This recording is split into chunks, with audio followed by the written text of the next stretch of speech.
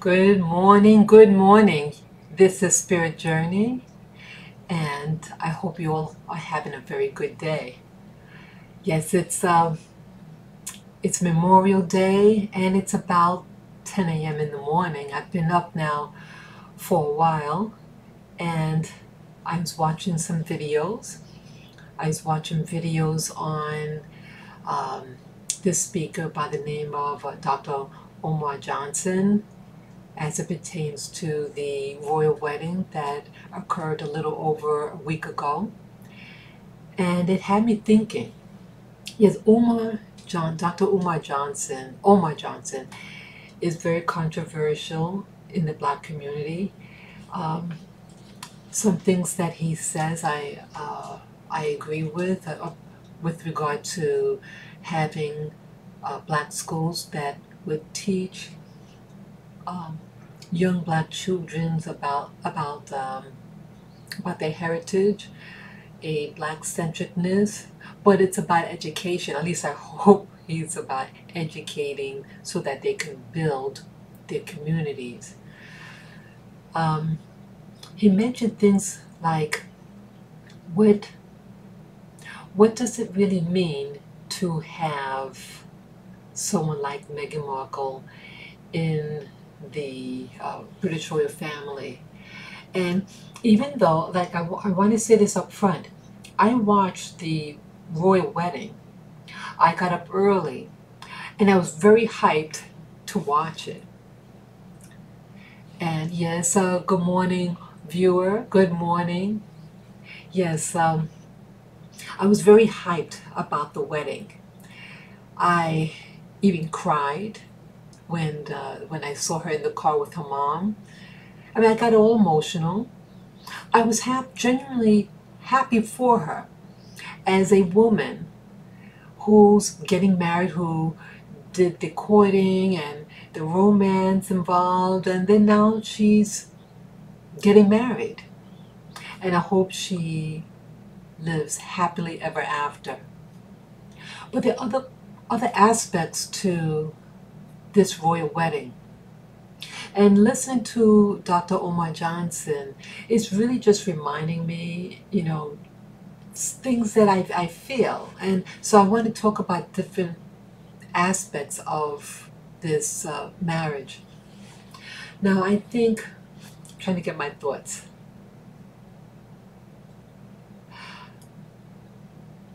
Like what was mentioned, that Meghan, Meghan Markle, she is a mixed race woman, and I never heard someone like a Meghan Markle say that they're mixed race. Um, like you have Holly Berry, who is also from a biracial union, but it was with a Black man and a white woman. Most of the interracial unions you see in the United States, in particular, is with white women and Black men. And this could also be what contributes to her identity, because with her having a white father, Meghan Markle, and living in a predominantly white community, and it was a successful, a upper middle class white neighborhood. So she's being groomed into that way of life. And so I understand her point of view about her identity. I think like if if anyone was in her situation growing up, that they would probably say the same thing. And I even say up front, 30 some odd years ago, I was saying that I was a mixed race. And I have to be honest why I called myself a mixed race. See, the problem that I had was, and I mentioned this before, but I really want to be real with it. My problem was not that I was a mixed race. My problem was that of racism against Black people. And it was only when I got older and learned that no matter what I called myself, and as Halle Berry's mother asked her daughter, because with Halle Berry was faced early in life, about her identity, and her mother nipped it in the bud. The mother asked her to look in the mirror, and the mother asked her, "What do you see?" She said, "I see a little black girl." And the mother said, "Yes. And so when you go outside, that is what people see. And so that's what you are to them." And so she never had a problem about racial identity, really. Myself, my problem growing up is I didn't look in the mirror. I didn't like looking at the mirror because I didn't want to see a little black girl. I'm being real. I didn't want to see her. And I think part of that reason was being violated as a child. I didn't want to look at me. Again, I really didn't know about race and identity. But if you're living in the United States, and I was born and raised in New York City, that I think if I was born in the South, it would be a little different, my identity. You know your identity right off if you're living in the southern states in the United States. But being in New York City, I had a problem. But my problem was not so much the little girl in the mirror, the little black girl. My issue was about seeing that there is a difference between different lifestyles, different communities. And I learned right away, well, I learned gradually, I should say, and it was accumulative, that the lifestyle of a young black girl and the lifestyle of a young white girl is different. And when you watch television, it really reinforces your cultural identity. So for me, I felt trapped. I felt that on some unspoken way, that I was being groomed to think whiteism, to think as a white person, but trapped in this brown body. And when you go outside and you're being programmed to think white or white mainstream, but you're having a black experience, you're experiencing racism, you're experiencing when you go to certain establishments, that how you're treated. And back then in the 1970s and 80s, I was always reminded of that. But I was saying, well, I'm a mixed race, and so why they treated me this way? I'm programmed to think and want to be white, but having a black experience. But with Dr. Omar Johnson, he mentioned that he wanted us to really to focus that you have a Meghan Markle, just like you had a Barack Hussein Obama, the former President Obama, and how many of us in the black community were all excited for having someone like Obama. He never once said, you notice the American media never referred to him as biracial. They always said the first black president. And it's like a mantra. Then I say, well, he has a white mother and he's raised by his white grandparents.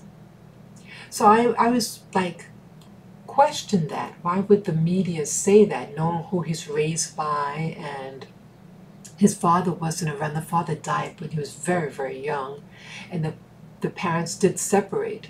But he wasn't raised by his father at all. I mean, I think the first 2 years of his life, the parents were together. But after that, there was really no connection to any black community. Again, if he was allegedly born in Hawaii, the state of Hawaii, at least back then, especially didn't have American blacks living there. It really didn't. And I used to live in Hawaii, and the black population in the state of Hawaii is about 1%. And basically all the blacks really know each other, you know each other in town. So his exposure to American blacks is minimal, and especially when he moved to Asia, Indonesia. So again, what black identity does he have? So someone like Obama, I could see someone like Obama saying that he's a mixed race, or someone who's raised by his white grandparents. I could see that. But for Meghan Markle, I should say now Princess Meghan Markle, I'm sorry, Princess Meghan, the Prince of Sussex, Princess of Sussex, that she's born in the United States and had a black mother.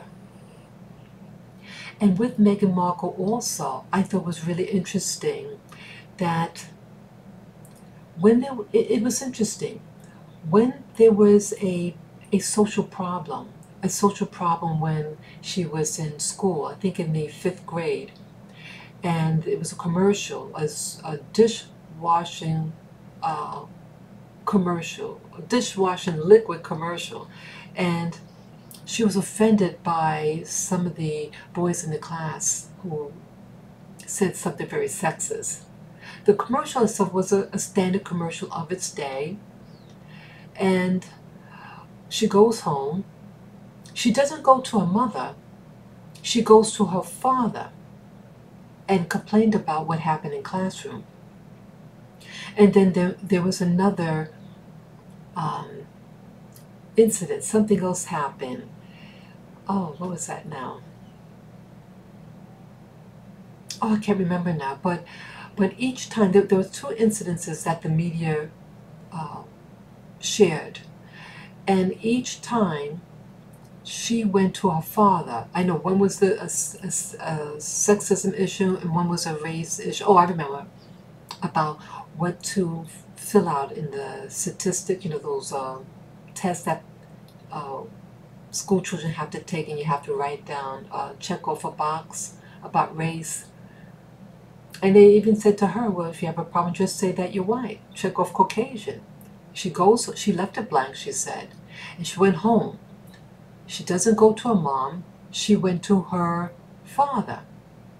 So it was interesting that with emotional issues, she went to her father, and she should go to her, her parents. And it's nice that she has that connection with her father. But why didn't she go and discuss these issues with her mother? At least in the media, that it was not said. But who knows, maybe she had a second conversation at a separate time with her mom. But either way, both of those issues, woman's issue, she went to her father. Race issue, she went to her father.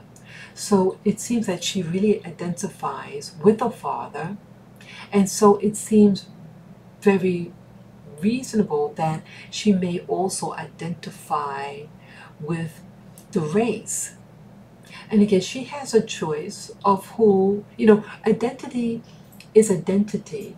It's what you gravitate to.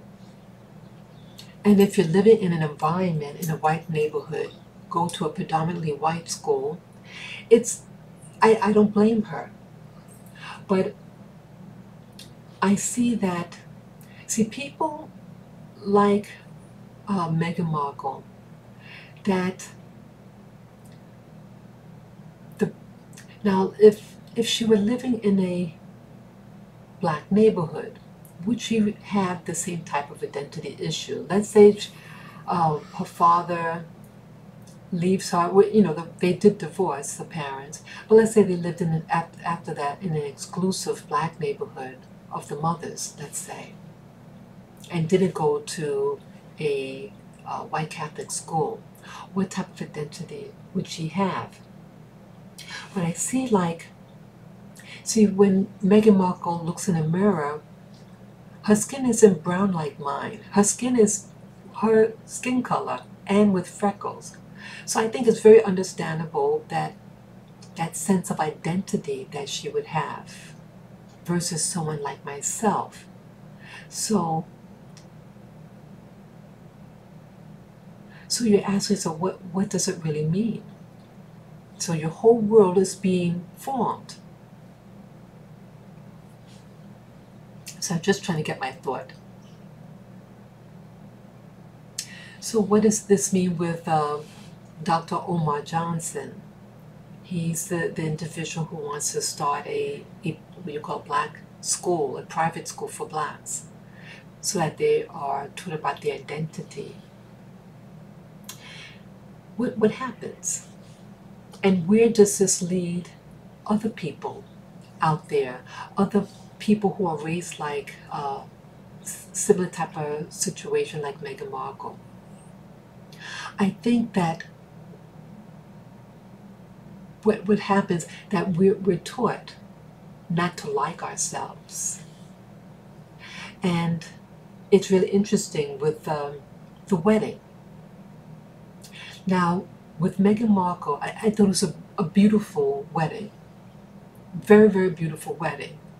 But you really have to ask yourself questions. Now, Meghan Markle, she and her now husband have a right who they want to invite or not invite. I understand why she wouldn't want to invite her half-siblings. Their behavior was awful. I would cut them off entirely. But as for her mom, she had a mom there. And I asked myself, I said, how come she's the only person in America, the only person she invited was her mom of her family? Now I understand about her half-sibling, that's a given. But she has an uncle, she has a nephews, you know, and I assume that her mother has family. The mother may have siblings, aunts and uncles. How come they weren't invited? How come the mother doesn't have a friend? Like you get a wedding invitation, and especially mother, that she's supposed to be close to her mother, and the mother wasn't allowed to bring at least one guest. You're in a foreign country. I don't know whether the mother ever been to Britain, but to have no, I mean, I would feel funny going to another country, another environment, and not be able to invite someone, a buddy or anything. The mother came solely by herself. And Omar Johnson asked the question, why? Why was this the case? And he speculates that the only reason why she came alone was that she was ordered not to bring anyone. If that is true, I think that is awful. And I hope for there's supposed to be an interview with Oprah Winfrey. That's why Oprah Winfrey was at the wedding.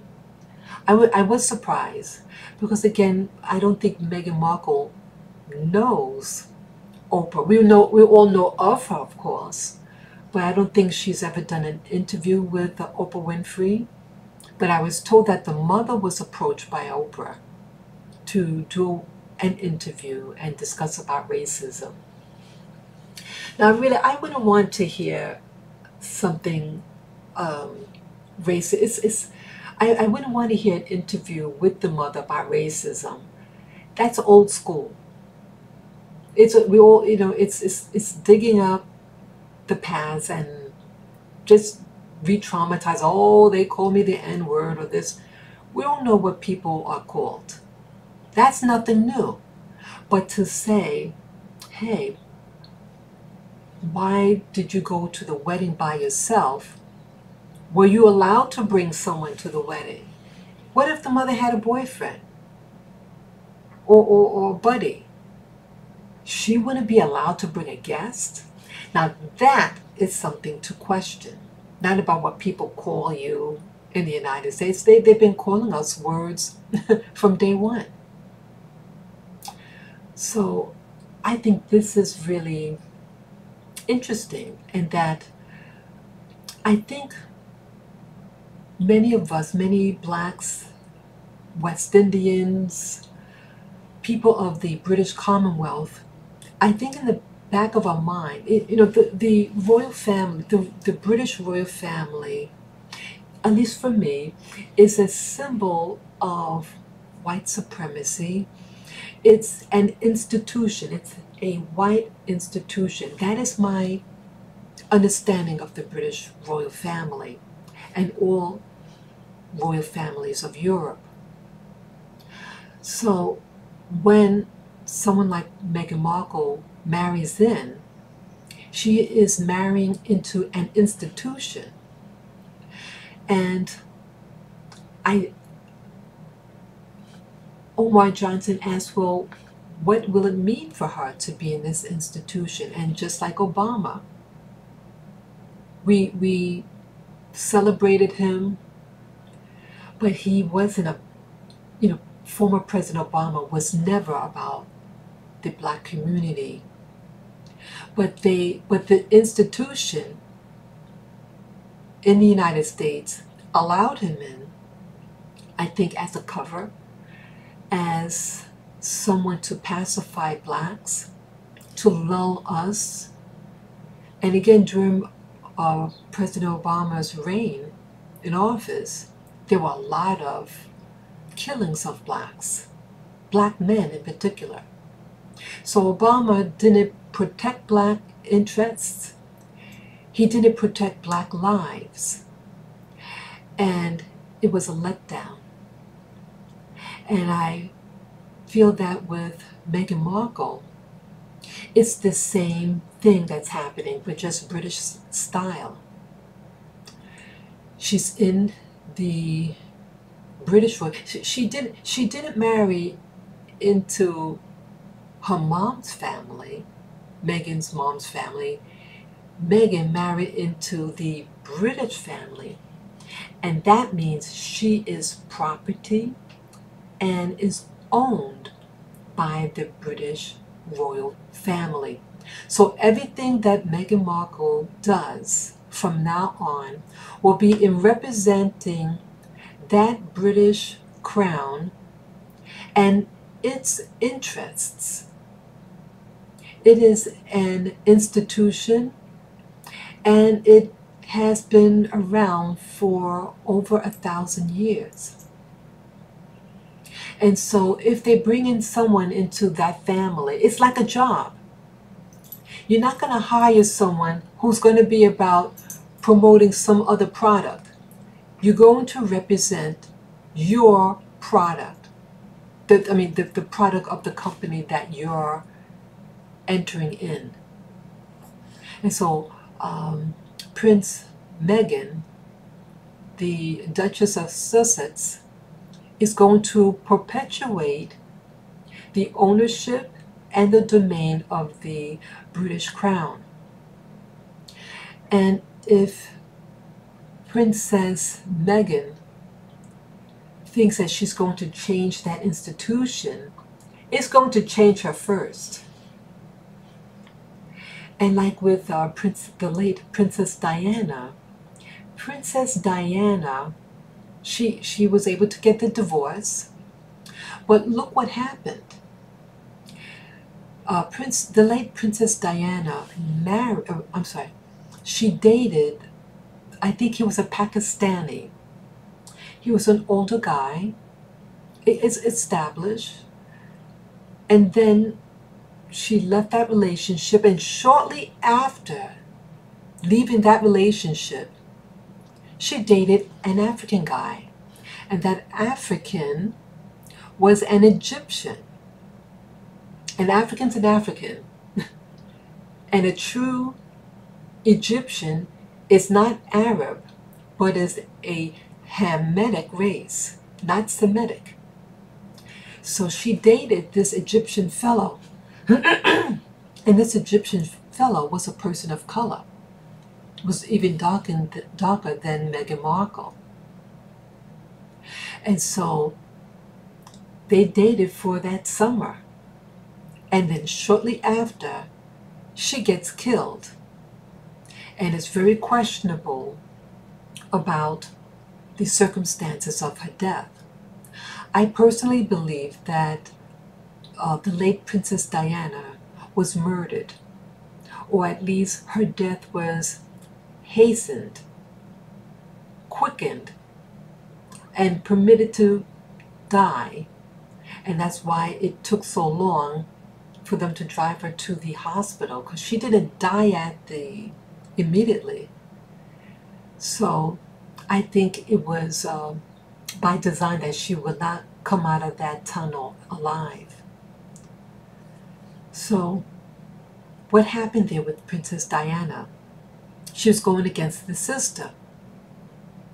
And even though she divorced, the fact that she was dating someone outside of the British aristocracy, European aristocracy, she was to be killed, I think.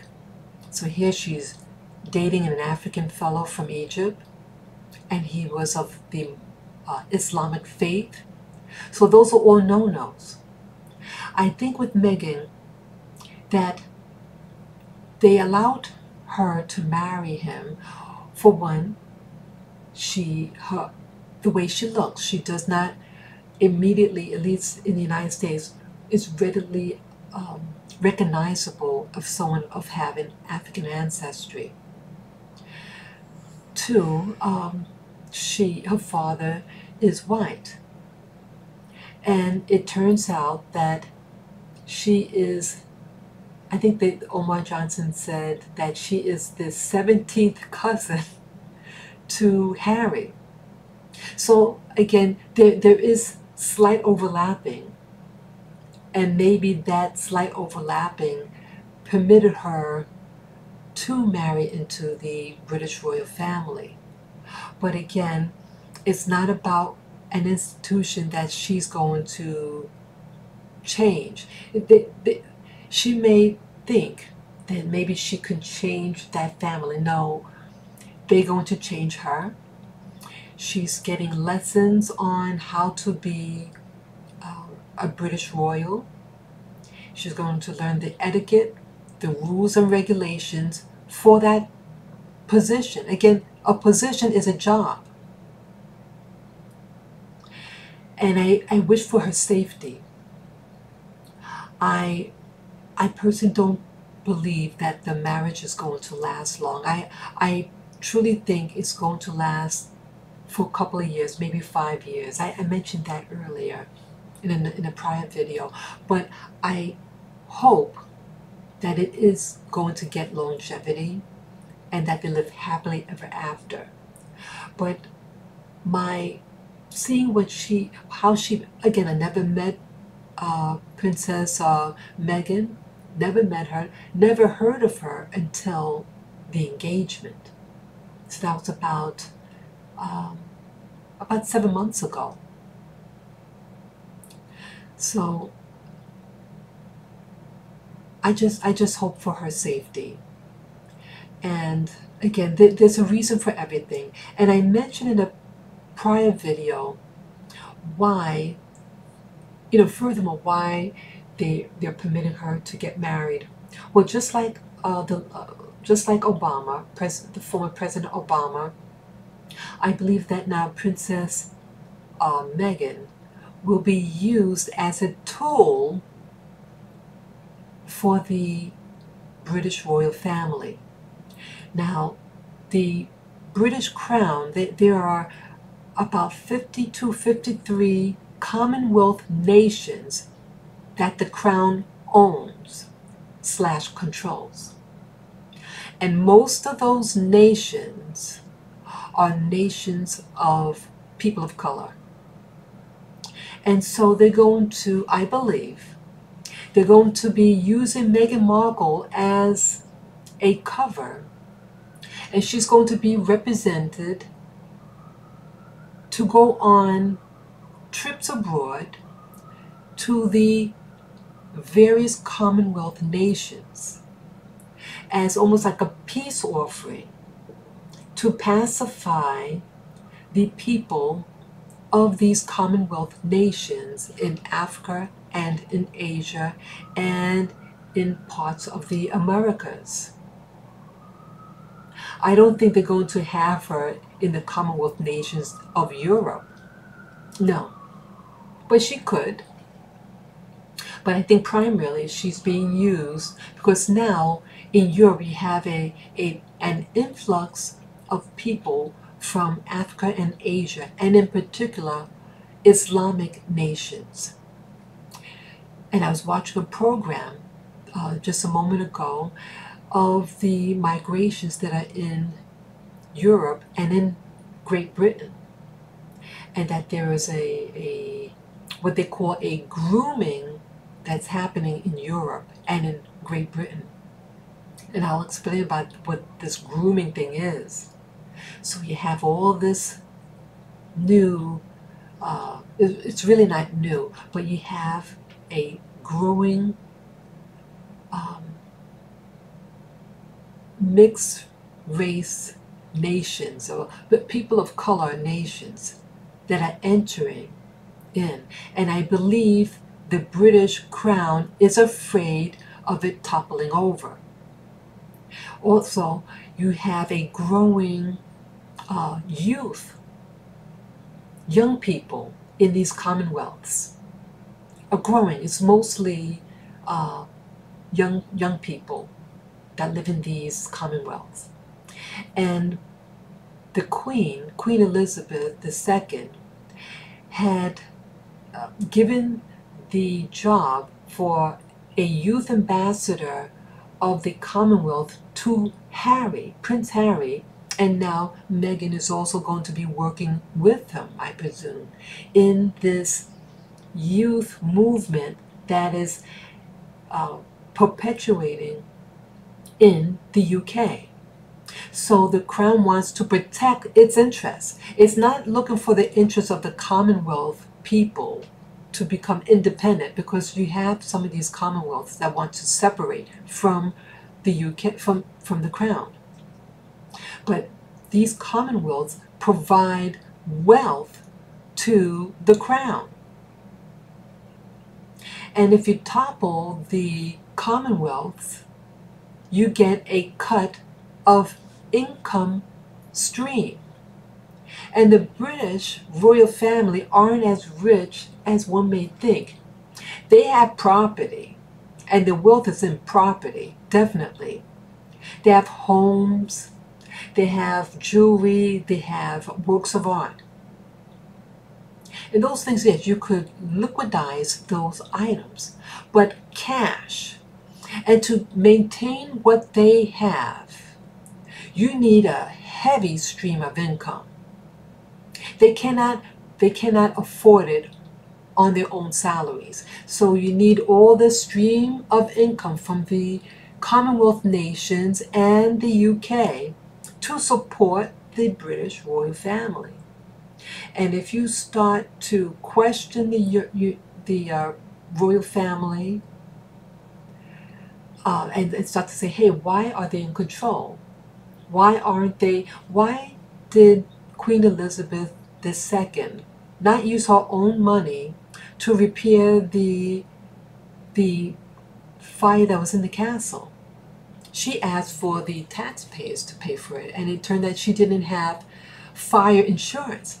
You're the head of the crown, head of the royal family, and I'm sure you have advisors, and they didn't advise you to get fire insurance for your home. It's brazen arrogance. It's saying, I don't have to spend my own money, I'll spend your money. So I think if the British people, the British subjects, will see what's going on and see that the real power is in the people and not in the crown, because they could rebel.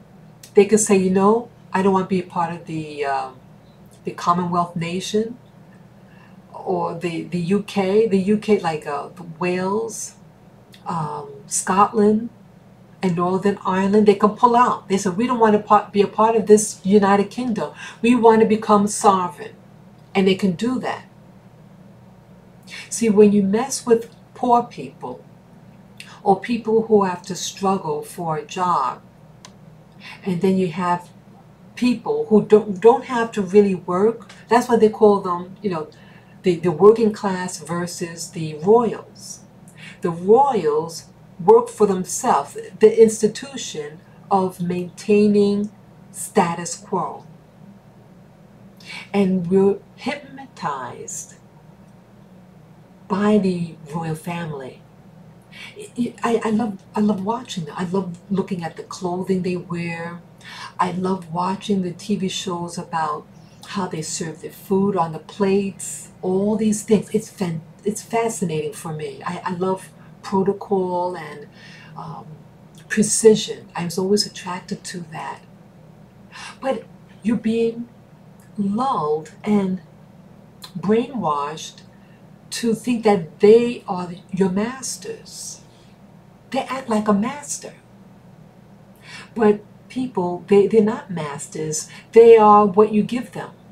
You are giving over your power to the crown. You're giving over your power when you give them your money. You give them your who you are when they're not allowed to marry outside of the crown, really. I mean, but again, they made an exception. But really, it's the same status quo. This person is expected to represent them and not the black community. Princess Meghan will never be about black people. I understand in the UK that there's a growing, the position of blacks there, blacks who come from the West Indies or sub-Saharan African nations, that there are many arrests of the men there, and that these people in the UK, blacks in the UK, may think that, hey, maybe she might represent us. Maybe she'll say, hey, you know, why don't you employ more the black men there in the UK? Why don't you stop incarcerating the black youth of the UK? I don't think she'll ever do it. They did in the courtship, Princess Meghan, she did visit a radio station, and that radio station came out of the pain that was going on in that black community to give them an outlet to speak out, because it's a lot of crime. It's just like in the United States, black on black crime, massive incarceration, and they might think that she may represent them, and that's why we were happy to see her get married in there. But like Barack Obama, the former president Obama, he never really spoke out on black issues. And I think it's going to be the same with Meghan Markle. And if she by chance sees something that's going on, she'll have to be silent, or that they would silence her like they silenced Princess Diana. That's just my opinion. I hope that's not the case, but I think it will be. And there was something else I wanted to mention. There was something like with dating and stuff. Dr. Omar Johnson was mentioning about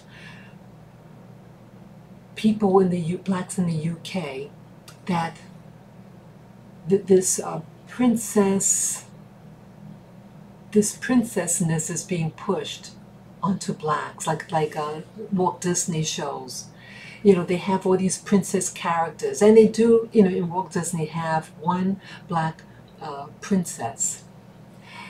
And he had a point. Now, black women, young black girls and young black women are going to watch this and think, hey, maybe they're being accepted. And maybe they might be able to get a white prince. And maybe they're being encouraged to turn their blacks on black men. And that is a concern. Because, see, we all see things, and we all have an imagination, and we're all being lulled, I think, pacified when we saw the wedding for Princess Meghan and Prince Harry. Back in your mind, you might be thinking, hey, maybe I have a chance. Maybe my knight in shining armor will take me away. I'll be accepted by rich white people. I don't think so. I don't think you will ever really be accepted by white society. And we may wish and hope and even want our kids to become lighter and lighter. And as Dr. Omar Johnson said, that he thinks that's the plan for the British royals to have Meghan on, to encourage black women to not date and not marry their own black men. And so their identity, the identity of the children, the offspring of these mixed race union, will become more and more white-oriented, white establishment support rather than black establishment support. I look around and I see a lot of women who wear hair weaves, who color it blonde, who use bleaching cream. And when I saw these things in my own community in the United States, I'm disappointed. All the things that I went through growing up, I used to straighten my hair. Not for a long time, for a couple of years. And I came to a point that I said, why am I doing this? Why go through all the crap that I went through growing up? The things the racial things that happened to me in the military, in the Navy, U.S. Navy, the things that happened to me in many jobs that I had. And I feel for me too that if I want to promote a white institutions, that I'm turning my back on the experiences that happened to me. And it's saying indirectly that I accept what happened to me. And I don't want to accept that those things happened to me and want to encourage those things to happen to me or anyone else. But at the same time, I think people have a right to marry who they want to marry. You have that right. You as a human being and as a sovereign human being to live where you want to live, marry who you want to marry, etc. But just know socially the possible consequences of those actions. Are you marrying for love, or are you marrying to get accepted by white society? It is a concern of what this royal wedding, the impact it could have on black women. Will this, since the wedding now, it's a little over a week, I only saw like two black women with white men. And I wonder whether you're going to see more of it. Because I feel that what happens in Europe or Canada will happen here in the United States. But mostly in the United States, I see mostly black men with white women. But it'd be interesting. What will happen? What will be the impact? How will women, black women, and other women of color, what will they start to teach their daughters? Will they teach their daughters to look and dress like Meghan Markle, um, and to be acceptable looking for white people? Or will they encourage their daughters to marry within their own community and within their own cultural system? So this is just food for thought with regard to this union. But overall, I think I think the British Crown is using this relationship, this union, as a political move to lull the people of color of the Commonwealth nations of Great Britain or the UK. And I hope that the people of the UK, the blacks that live there, the usually of West Indian or Sub-Saharan Africa, I hope that they maintain who they are culturally, that they don't feel that they have a hope to marry into white society, that it's okay to marry black. It's okay to say, you know, I love my origins. I love my me. That's what I want. I want people, regardless who you choose. I'm just saying, love the person you see in the mirror. Regardless what your race is, love the person in the mirror. I do believe that love can happen to anyone of different races or nationalities, yes. But just to be careful and not to be used as a tool, as a cover. I wouldn't want to be used as a cover.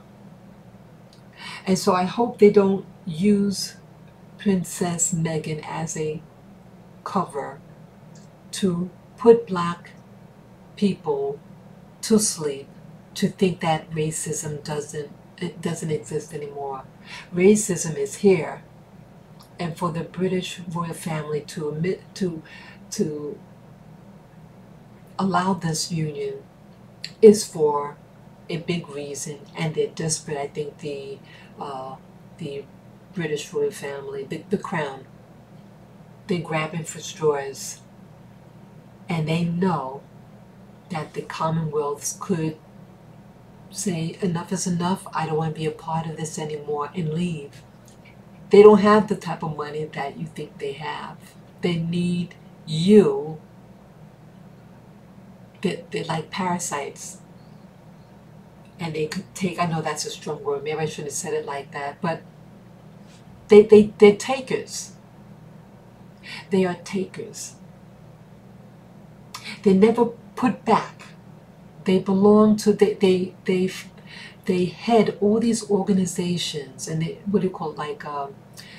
these organizations they're always trying to raise money for some charity. That's the word, charity. But the British royal family never uses their own resources to give to these charities. They have other people give onto these charities, but they head the charities. I don't know, it bothers me. It bothers me. And when you see that they're not as powerful as you really think they are, and that they require your purse to keep their purse happy. So that's all I have to say regarding, you know, Princess Meghan and the marriage. But there was other things I wanted to talk about. I forget now what I wanted to say.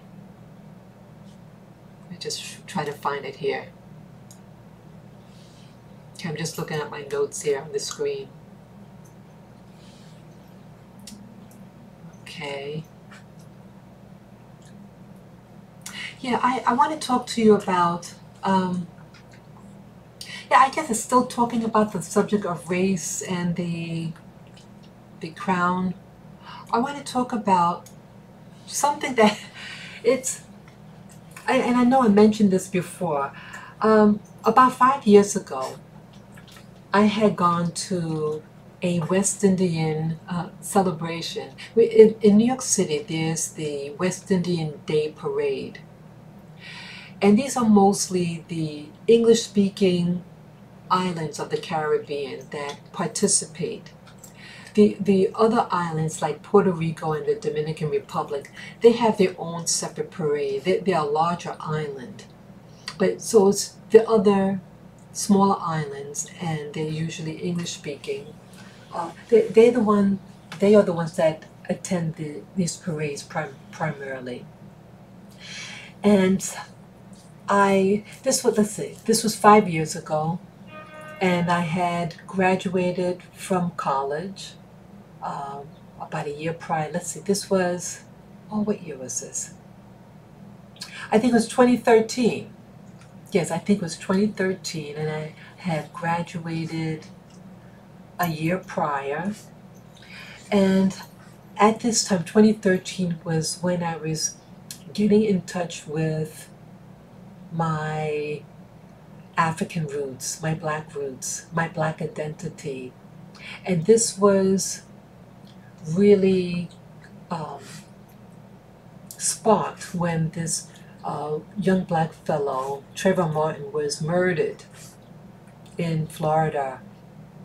He was murdered by a mixed-race man who's half Peruvian and half, I think the father is Ashkenazi.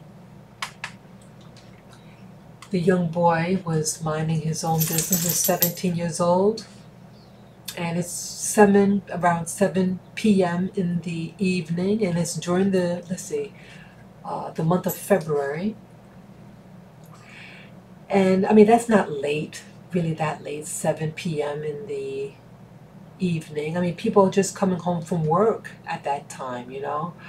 But Trayvon Martin had gone to this store to buy some sweets, and when he's on his way home, he was almost home. He's walking home, and this person from the neighborhood that the boy was going into approaches him. He had called, before he approached the guy, even the young boy, he calls the cops and said inflammatory things about the boy, that he looks like he's on something and it's dangerous. And again, this guy never met this boy. And the police told him to stay in his car, but he doesn't. He gets out of his car with a loaded pistol, approaches the boy, and then there's a scuffle. And this man shoots and kills this 17-year-old. And he got off, you know, there was a trial 2 years later, and he got off. And when that happened, I was very upset. And this really showed me, because back then, you know, I have young nephews. And I felt that could have been one of my nephews. And it really shook me. And again, I have brothers. And it could have been any of them that got shot and killed. And one of my siblings was falsely arrested, and luckily he was very calm in nature, and so they didn't shoot him, but they did pull out their weapons on him. And they realized they got the wrong individual, and they still sent him to the police station in the police car. And he was allowed to call our parents, and so my parents had to pick him up and drive him back home. So I take this personal. And when the boy got killed, it brought me to an awareness. And and an acceptance to me as a person of color, as a black woman with mixed heritage. And I'm sorry, I'm losing train of thought. Oh, okay, yeah. So I went to this West Indian party, and my background is from the Caribbean. But my parents and myself were born here in the United States. But so I attend this party, this celebration by myself, and I wanted to embrace this activity where there would be a lot of black people.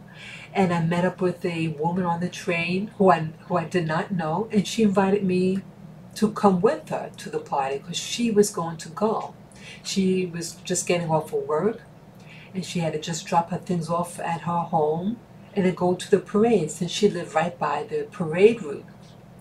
So I said, great. It was really positive. I go to her home, and we had a little something to eat and drink, and then we went to the parade.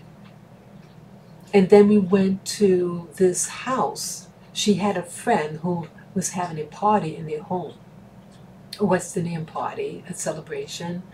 And while we were there at this other person's home, these three men come by. They looked really different, their appearance. They didn't look like West Indian people. I know West Indian people can look like a lot of different things, but they looked different. And so I was just noticing them. And one of them, in short, what happened with these three people, there was one of them in particular who was asking me out. I think he had one too many beers. He was asking me out, and then the second of the three said in a very, he tried to make light of it. He didn't want, because again, this is in someone's home, and but he doesn't want to make a scene. And then after the event, I didn't want to make a scene either. I kind of played it off. But what happened was the second person of the three said, hey, he's a married man. I know his wife, he was saying, and I know his children, and I'm friends with them. So I was embarrassed because the guy was asking me out. So I played it off and made joke of it, and just try to forget about the situation. It was almost time for us to leave also. And these were three black individuals. The one that intervened, he has a black American mother and an Arab father. I think he said his father was from Syria. And he seemed like he looks similar to myself. And he seemed like someone from a middle class, educated background, and just a similar demographics to myself. And I had liked that. I liked that the fact that he was a person of color. When I was in school, I had no social life for about 8 years, and here I graduated maybe a year prior, but again, I was behind the books for 8 solid years. And it took me 6 years to get out of that 8 years, it took me 6 years to complete my master's program. And so I had a sense of confidence and accomplishment to myself. And I thought, and at that time I was also doing volunteer work in a black hospital. And I thought, oh, this is great, And I thought it was nice. I thought going to the parade would be a nice way to get reestablished, in the black community, because now I have free time to go out and everything. And this black individual, this mixed race black, and it's a key word when you hear the term mixed race. it's a reason why I say that. But I had a long way back home from Brooklyn. It takes like 2 hours to take mass transit back to where I live. And this person who I met, the one that warned me about his married friend with kids, was he also had to take the train home, and I didn't want to go home by myself. And it's known at these West Indian gatherings, unfortunate, it's usually bad activity that happens later. Gangs. It attracts gang members and shootings. And yes, there were shootings. After the parade, I heard. And the lady that I came with, she left first. She wanted me to leave with her, but I said, I'm going to stay a little longer, and I'm going to go home with these guys because they're going to take the train home. The girl lives just walking distance away from the house, and that upsetted her. But when I got home and called her, let her know that I got home okay, she said, it was good that you didn't come with me because there was an incident. Someone pulled out their gun, and I think there was a shooting right near me. So it was good that you didn't go with me, she said. But I never heard of the woman again. But either way, getting back to what happened, we leave together. The three men and myself, we leave together, and the two men go somewhere else. But the other one, the one that intervened on my behalf, we're going to take the subway home. And again, we have like 2-hour ride. But he says something to me when we were still outside. We weren't in the train yet. And it came out from nowhere. Again, I'm not romantic about him. I'm just meeting him. But he seemed like an interesting guy. We were all about the same age, I think. And he says this out of the blue. He says, I like European women. So I said, oh, okay. I knew what that meant. When a person of color, black person, mixed race person, says, I like European women, that's a nice way to say they like white women. And I said to myself, okay, that if that's, people are entitled to what they like. And he's letting me know up front what his sexual preference is. We weren't talking about anything of a sexual nature, anything like that, but he knows what he likes. He knows I'm a single woman, and he knows that maybe a natural assumption, hey, you got in my circle, so to speak, at the party. You warned me about your buddy being married, and you're a single man.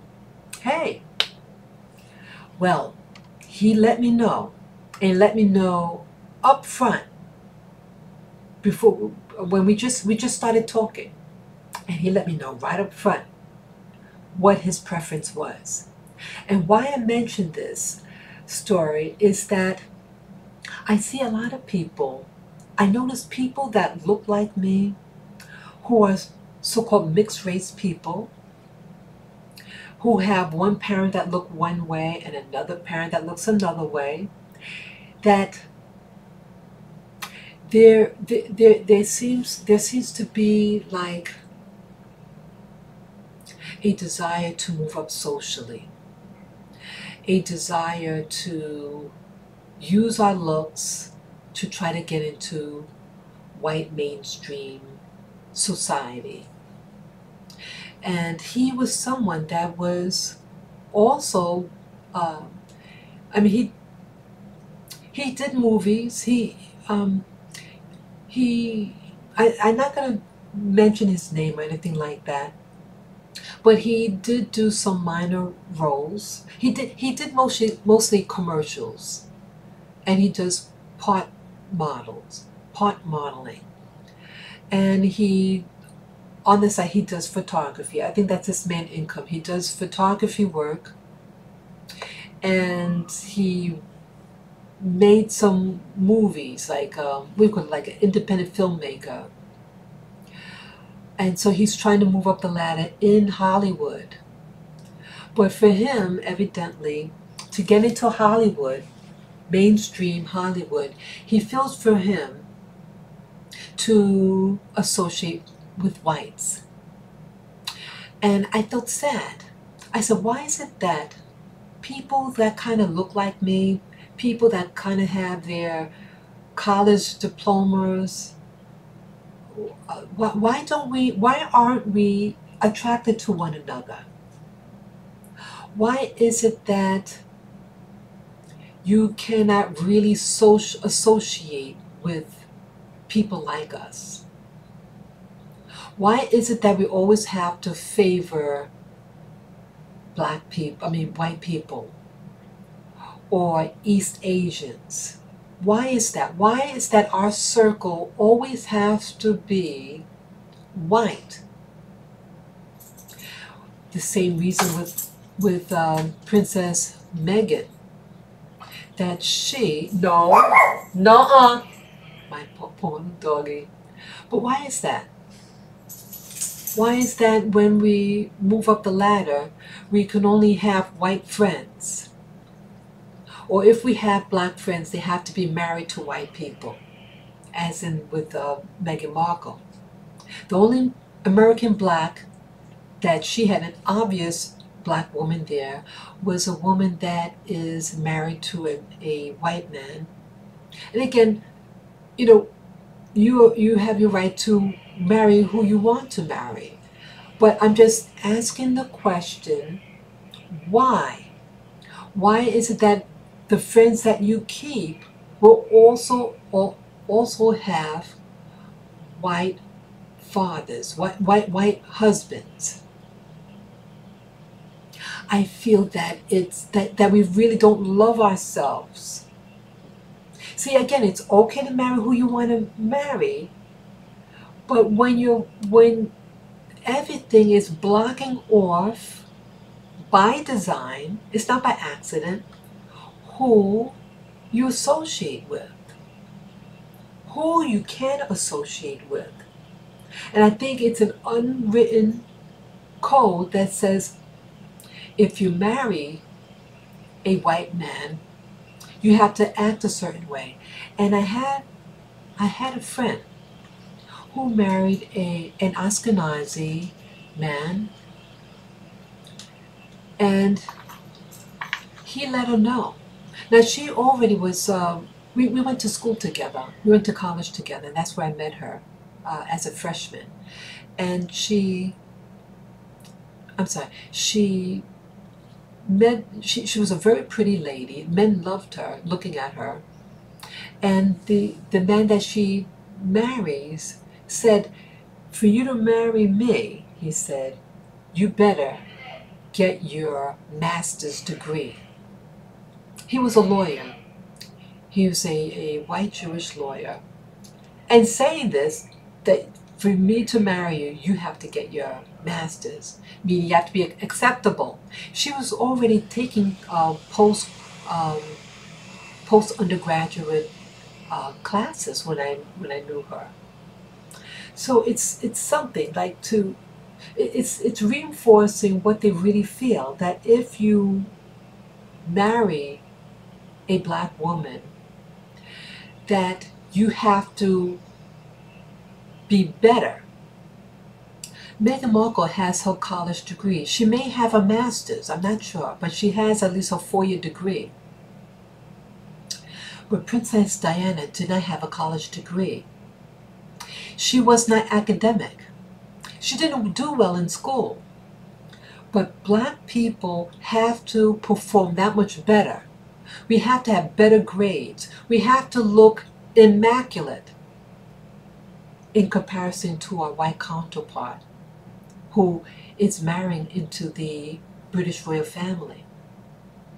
Do you think if Meghan had a friend of color and introduced a person of color to Meghan and said, oh, by the way, he had a Nazi uniform on, he does pot and drinks, and he gets into a scuffle with X, Y, and Z.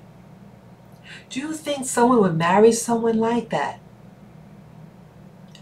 But she married him. She married someone who had a past like Harry's. She married him. But it was reverse.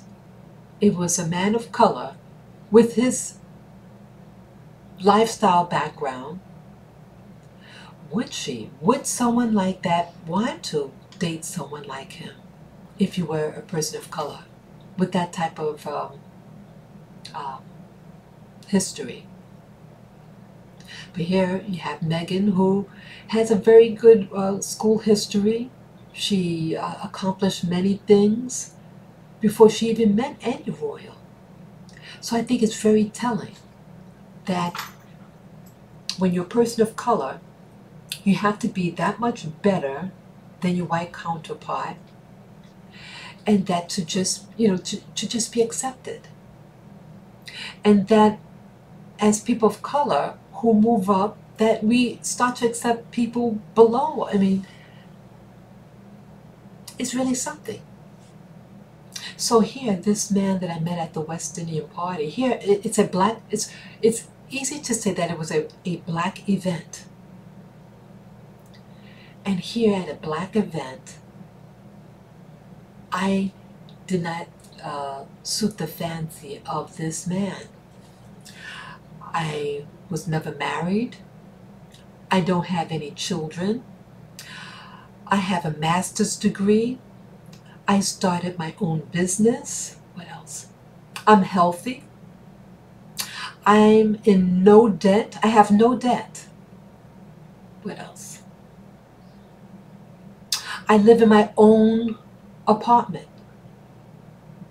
I said, no, yeah, I have no debt. Everything that I have is mine, that paid in cash. But this man that I met at the party is saying I'm not enough for him. Him being a so-called mixed-race woman, and he's a mixed-race man, and I'm not good enough for him. And I thought that's what was a wake-up call to me. Again, this happened in I think 2013, and that here after the Trayvon Martin's murder, and here I wanted to present something positive, to be my personal best, and start courting, dating, meeting other people of color, black people, and to hear up front that he said, I like European women. Wow.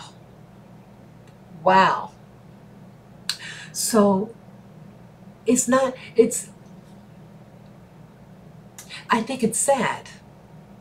I think it's sad that black people all over the world aren't being groomed for each other. That we're being groomed for white society, to be accepted by white people. Again, there's nothing wrong of being white and being a successful white person. You are who you are, and you have a right to promote your own. But I think it's very unfortunate that some of us, some of the black women out there with my type of background, education background and lifestyle, that we don't interest black men. And so when I listen to Dr. Omar Johnson, even though he's done things in the past that is very questionable, that I don't agree with, but at least he's going out with other black women. And sometimes I can even sense, like, when I see another man of color, a mixed race looking black, someone my color or lighter, and it features a little bit slightly Caucasian, that they seem to be afraid of women that look like me. I've seen men that look like mixed race people that live in the black community, that when they see me, that they look afraid. They look like, oh no, don't touch, don't talk to me. It's like they are totally removed from you. And I sense what they're thinking. And I sense that they are being oriented to want to marry white women or a very fair-skinned East Asian woman. Those seem like to be the only acceptable candidate for mixed-race black men. And I'm very sad that I go through all this education, grooming, and to find out that I'm not the flavor for them. I think this is sad, and this is telling. And I think it's by design, and that they want to Europeanize the black identity to make us, we can have brown bodies, but we have to promote white interests. Just like Princess Meghan now will be about the white crown interests. That means they'll be using her to visit these countries in Africa, Central America, and that they'll see her and you'll think, oh, she's one of you, but she's not. She has never been about the black community. Yes, she has fed the homeless, but again, that's shallow. I mean, granted, anyone helping out any human being that is hungry or starving or building a well in Africa, but that's surfacey. You have to really look closely about what it's all about. And it's about her doing things that are on the cover, but what she's really about. And again, who does she address the issue of race with regard to the box? When they told her to check Caucasian, she didn't go to her mom. She always went to her father. So it's indirectly saying and communicating that who her allegiance is. You have to select. And she has a right to select what she wants to select.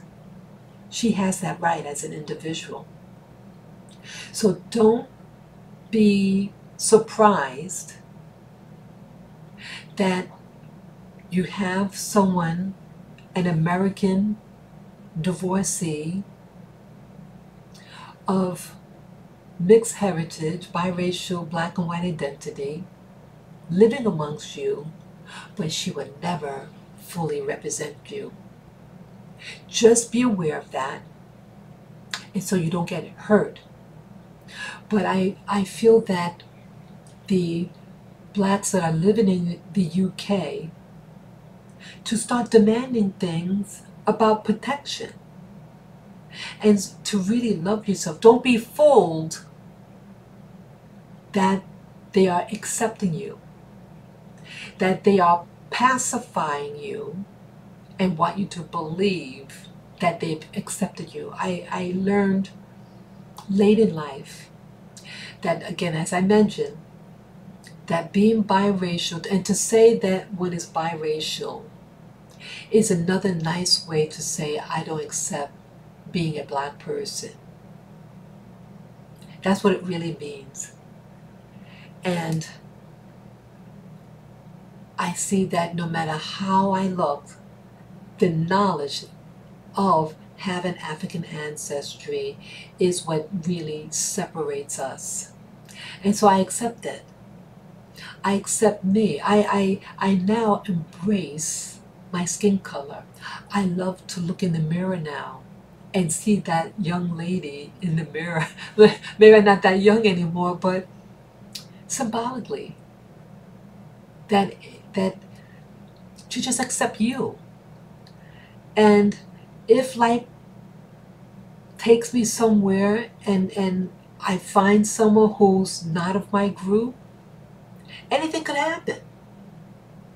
But I always want to know and always remind myself that no matter where I go, who I marry, that I'm a black person first, who is of mixed heritage.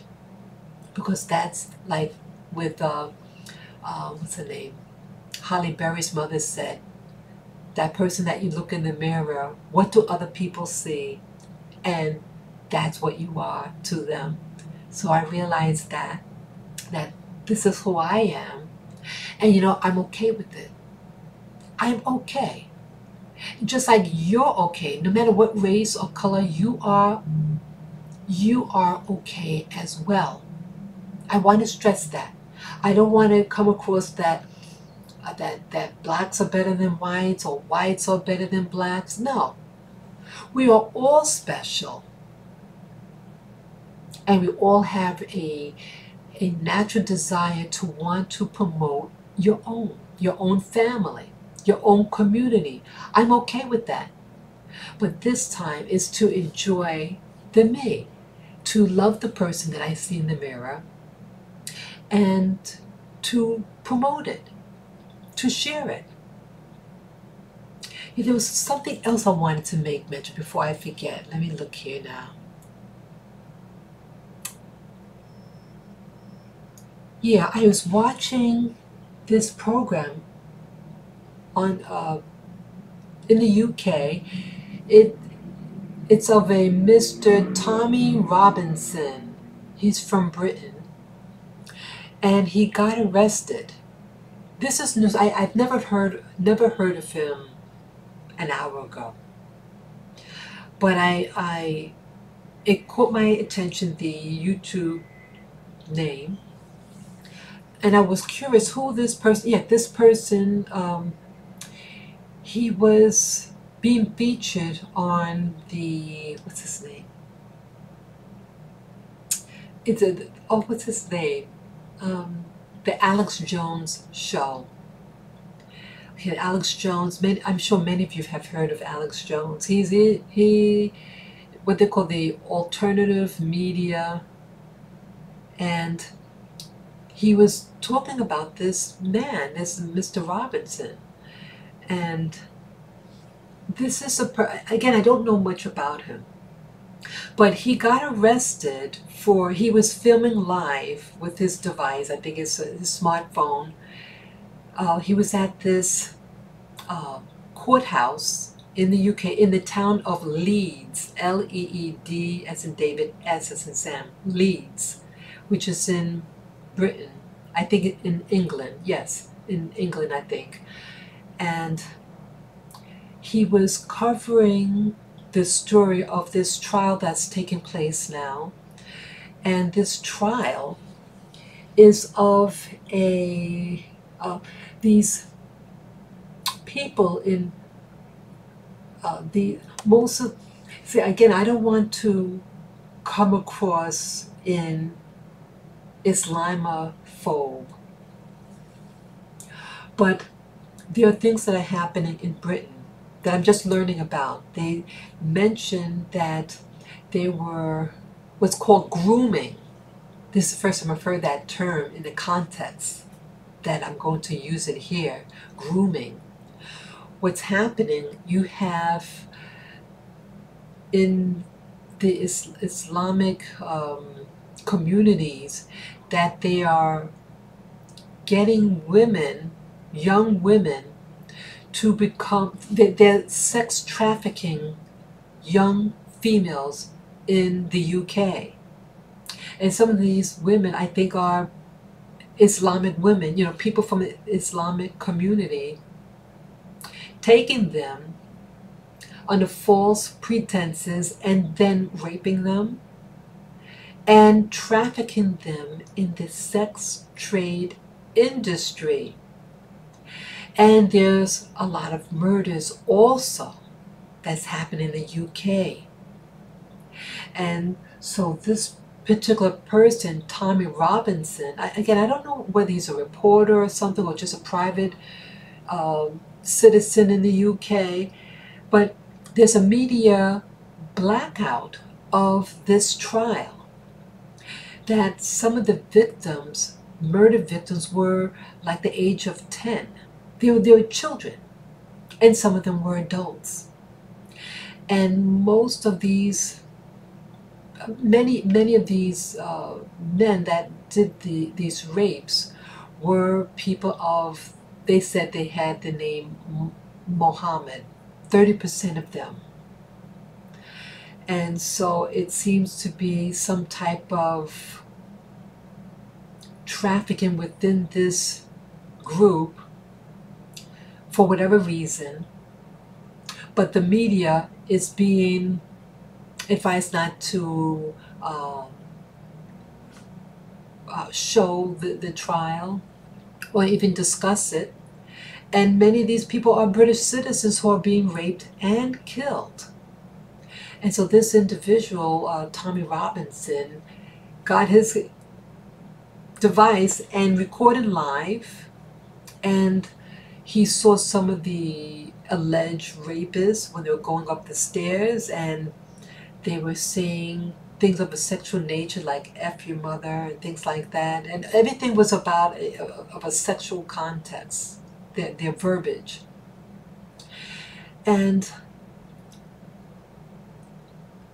rape is rape, no matter who the culprit is, whether they're Islamic or non-Islamic. That's the main focus. But the fact that it's happening, and within this particular demographics in this particular town in Leeds and other parts of Britain, that why isn't it being shown on television, this case? Why is it being hush-hushed? Well, he gets arrested. I didn't see his arrest. I mean, I saw part of it, but I found another video with him on that he was filming live, and that second video I saw, it didn't reach the part when he got arrested, because someone else took his picture of him too. Like, he has his device filming at the courthouse and speaking on behalf of the rape victims and the murdered victims. And then someone else came with, I guess, a camera crew. Someone came, because then you saw him with his device being arrested. And I think it's a riot happening now in Britain about this, that there's outrage. And we've heard that in Scandinavia, that people are being raped, little children. And with this growing population group, and that if you are a non-Muslim, you're fair game, according to that religion, to become raped if you're a female. And I think it's horrific. Why I'm mentioning this story, you do have a growing number of Muslims in the United States, but it's still quiet. But again, it's quiet before the storm. And what happens in Britain will happen in the US. And I'm afraid that that same thing, that we're becoming lulled to think that you're being accepted by whites, and then the influx of people from other parts of the world, and these new immigrants, they have their own agenda. I'm sure most of the people who are coming to the US are honest, law-abiding citizens or potential citizens, but not everybody. And I think that there is an agenda, and that certain things are on the hush-hush. You know, there's a lot of promotions of the untraditional, or like the LGBTQ agenda. Again, if you're of that community, you have a right to live, to be who you want to be, and to have your lifestyle. But certain things are agendas, whether we like it or not. And so this changing of the cultural scene, including religion, is being introduced in the United States. But right now the LGBTQ community has more attention. But there, where I live, there is a growing number of people of the Islamic faith. They wear the attire, the women, the hijab. But this is not about being anti-Islam. What I'm saying now is about that people could use trends and immigration or marriages and unions to cover another agenda. And I think that's what's happening in the US, just like what's happening in Britain. And so I'm concerned. And I'm concerned we're being lulled. And I'm concerned that we may become victims. And that rioting could happen, just like what's possibly happening right now in the UK with this arrest of this person. I want to, after I do this live stream, I want to look back on and finish that video with regard to Tommy Robinson to find what's really going on there. Yes, because again, when you piss off people, the locals of a region, that when you anger them enough, they could rebel. Just like here in the US, when you anger someone enough, they can rebel also. And I think that's what they want you to do. They want to piss you off and provoke you to do acts of violence. I do not promote violence in any form, but to just be aware that you may be used. What you do could be used against you. Just like the marriage, the royal wedding, that marrying Princess Meghan, is it really as an